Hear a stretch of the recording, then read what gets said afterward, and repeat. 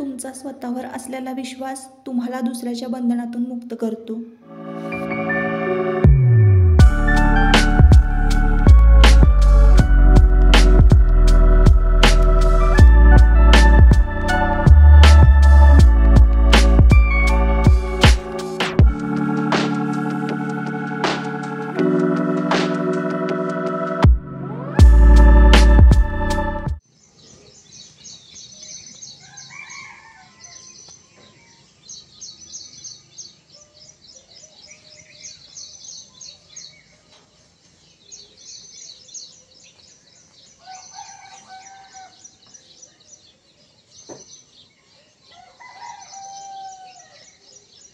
Hello नमस्कार, मी सुप्रिया आणखी एका नवीन ब्लॉगमध्ये आपलं मनापासून स्वागत करते।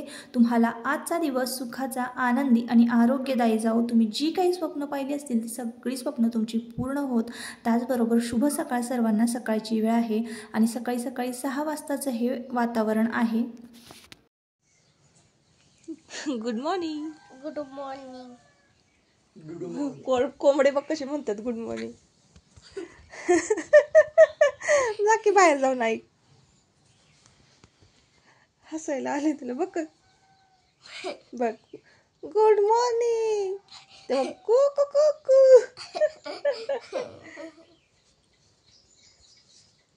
तर आज आहे 15 ऑगस्ट आणि आज कृष्ण जन्माष्टमी सुद्धा आहे। तर आजच्या सकाळची सुरुवात ना मस्तपैकी देशभक्ती गीतांनीच झालेली आहे। आणि आता बघा इकडे ना नेहमीप्रमाणे आपल्याला हा दिवस जो आहे प्रत्येक व्यक्तीला आठवणीत राहण्यासारखा आहे। सकाळी सकाळी आई छान युनिफॉर्म आपल्याला घालते, तयार करते। तर आदल्या दिवशीची खूप गडबड असते, त्याचे दोघांचेही युनिफॉर्म जे आहे ना ते मी आदल्या दिवशीच इस्त्री करून स्वच्छ धुवून ठेवले होते। शूज वगैरे छान पुसून वगैरे ठेवले होते, पॉलिश करून काही जण ठेवतात।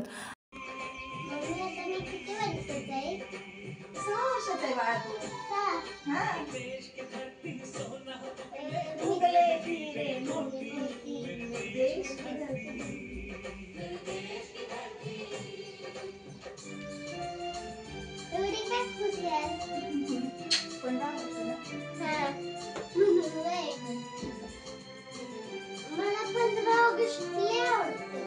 माझे बेच कुठे आहे मम्मी? कधीतरी गाणं वगैरे गाताना मला ऐकलं ना देवांशने की देवांश मला प्रश्न विचारते, मम्मी तू एवढी खुश काय आहेस? कारण कसं असतं ना, मी नेहमी मुलांवर ओरडत असते। म्हणजे काय होतं ना, कारणास्तवच ओरडत असते। ही वस्तू ठेवली नाही आहे नीट, ती वस्तू ठेवली नाही। नेहमीप्रमाणे शाळेत जाताना ना आरडाओरडीच करावी लागते दररोज। म्हणजे टिफिन राहिला आहे तुझा, कंपास बॉक्स राहिली आहे तुझी, अशा गोष्टी। आज तसं काही झालं नाही, त्यामुळे देवांशला प्रश्न पडला होता की मम्मी आज एवढी खुश कशी? तर धावपळ तर तीच नेहमीच्याच प्रमाणे चालली होती। अगदी आदल्या दिवशी कितीही तयारी करून ठेवली ना की शेवटच्या मिनिटाला तेवढी धावपळ होतच असते। तर असो, आज आपल्याला जे काही स्वातंत्र्य मिळालेलं आहे त्या जवानांना, त्या शौर्यवीरांना ना आज मानांजली, आदरांजली वाहण्याचा दिवस, त्यांच्याबद्दल आठवण्याचा दिवस। जे कोणी शहीद झालेले आहेत, ज्यांच्यामुळे आपल्याला हे स्वातंत्र्य लाभलेलं आहे, ज्यांनी आपल्या प्राणाचं त्याग केलेलं आहे, आपलं बलिदान या देशासाठी दिलेलं आहे, त्या सगळ्यांना ना आज आदरांजली वाहण्याचा दिवस आजचा दिवस। तर असो, असा होता आमचा 15 ऑगस्ट आणि ही सकाळची वेळ। नेसले ग बाई मी चंद्रकळा टिपक्याची, नेसले ग बाई मी चंद्रकळा टिपक्याची, बाई टिपक्याची, बाई टिपक्याची। तिरकी नजर माझ्यावर या सावळ्या हरीची, तिरकी नजर माझ्यावर या सावळ्या हरीची। सकाळी सकाळी की नाही देशभक्ती गीत ऐकून सुरुवात झाली दिवसाची आणि संध्याकाळी ना अशा गवळणी ऐकून सुरुवात झाली। तर त्यामुळे ना आपण एखादं गाणं ऐकलं ना की ते गुणगुणावं असंच वाटतं। तर माझा काय एवढा आवाज चांगला नाही, पण असं वाटलं तर म्हटलं चला कशी मी तयार झालेली आहे ते पण तुमच्याबरोबर शेअर करावं। तर साडीच घातली होती, साधी सिंपल।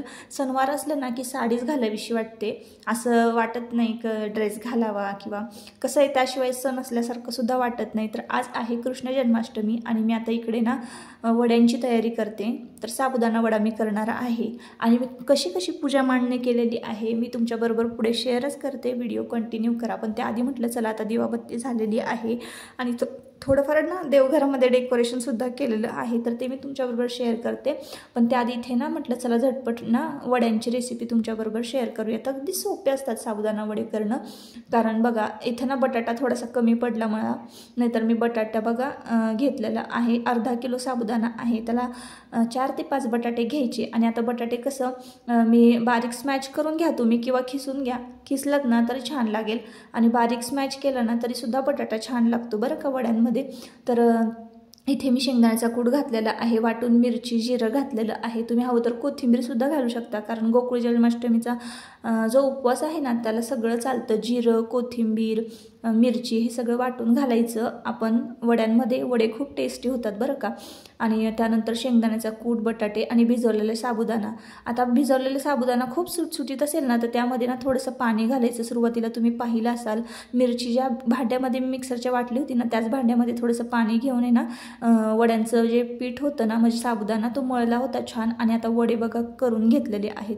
आणि ही प्रोसेस जरा मी तुम्हाला थोडीशी फास्ट दाखवते, कारण ना व्हिडिओ मग खूप मोठा होतो आणि मग तुम्ही कंटाळता.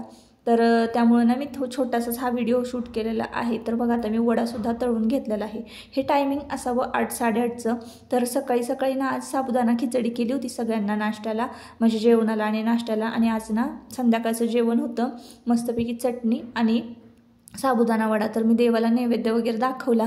आणि आता रात्रीचे बघा 12 वाजले असतील कदाचित. हां 12:15 वाजले होते बघा. आणि छान अशा गवळणी लावल्या होत्या ना, गवळणी ऐकत 1 तास कसा गेला ना ते कळालं नाही.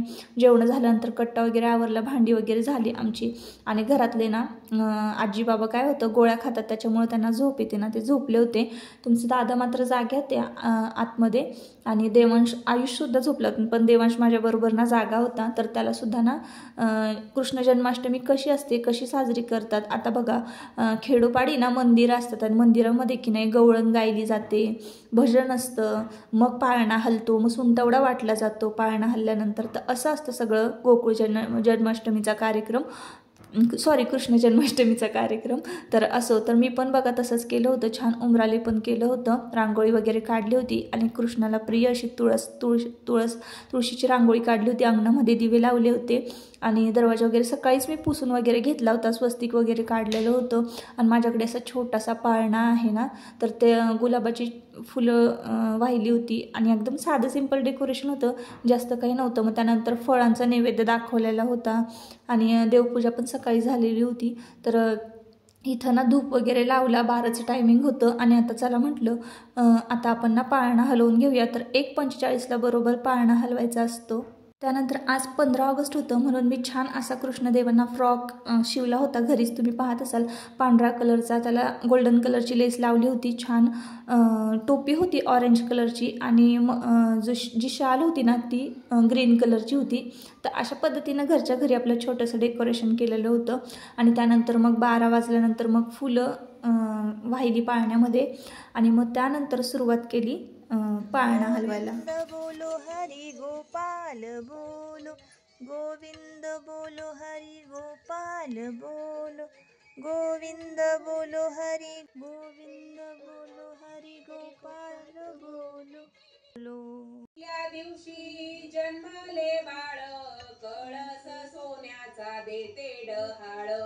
कृष्ण जन्मला कंसाचा काळ, जो बाळा जो जो रे जो, कृष्ण जन्मला कंसाचा काळ, जो बाळा जो जो रे जो जो. दुसऱ्या दिवशी दुसरा रंग, रूप सावळे गोरसे रंग. जसा झळकतो आरशाचा भिंग, जो बाळा जो जो रे जो, जसा झळकतो आरशाचा भिंग, जो बाळा जो जो रे जो जो. आरती कुंज बिहारी की, श्री गिरिधर कृष्ण मुरारी की. आरती कुंज बिहारी की, श्री गिरिधर कृष्ण मुरारी की. गले में वैजंती माला, बजावे मुरली मधुर बाला. मला श्रीकृष्ण देवांची खरं तर ना आरती येत नाही, थोडी थोडी येते, पण आठवत नव्हती म्हणून मग मी ना काय केलं, यूट्यूबला लावून दिली आणि मग बोलत होते. तर अशा पद्धतीनं ना आम्ही कृष्ण जन्माष्टमी साजरी केलेली आहे आणि स्वातंत्र्य दिवससुद्धा अशाच पद्धतीनं साजरी केला. आजच्या ना व्हिडिओमध्ये काही जास्त रेसिपी वगैरे नव्हती आणि सुंठवडा मी करणार होते, पण ना रात्री सगळे झोपले होते. मी माझ्या एकटीसाठी कशाला मग मी सुंठवडा करू म्हणून म्हटलं चला आता उद्या सुंठवड्याची रेसिपी मी तुमच्याबरोबर शेअर करते. तर आता तर सध्या की नाही अशा पद्धतीनं आम्ही कृष्ण जन्माष्टमी साजरी केलेली आहे. आरती वगैरे छान झाली. आता ही आरती मी जी काही केलेली आहे ना श्रीकृष्ण देवांची, तर यामध्ये ना इतकं छान सुगंध दरवळत होता. घरभर अशी छान एक पॉझिटिव्ह एनर्जी पसरलेली होती. आपण जे काही करतो ना त्यामध्ये इतकी सकारात्मक ऊर्जा असते ना की संपूर्ण घरामध्ये इतका छान धूप दरवळत होता ना, खूप छान वेगळंच ते वातावरण वाटत होतं. आता एरवी आपण जागं राहतो ना 12 वाजेपर्यंत, तर आपल्याला जागं राहावंसं वाटत नाही, पण आजच्या दिवस असा आहे ना की वर्षातले बघा कोजागिरी पौर्णिमा आणि गोकुळच्या जन्माष्टमी मी जागी असते, झोपतच नाही. तर आता 12:45 वाजलेले आहे आणि आता बघा असं काहीसं घरातलं वातावरण होतं आणि दिसत होतं सगळं घर एकदम मस्त फ्रेश पॉझिटिव्ह होतं. तर असो ताईंनो, आता आजच्या व्हिडिओचा मी इथंच शेवट करते. परत पुन्हा भेटूया आपण नवीन एका ब्लॉगमध्ये. तोपर्यंत स्वतःची काळजी घ्या आणि मजेत राहा. Bye bye. श्रीकृष्ण भगवान की जय.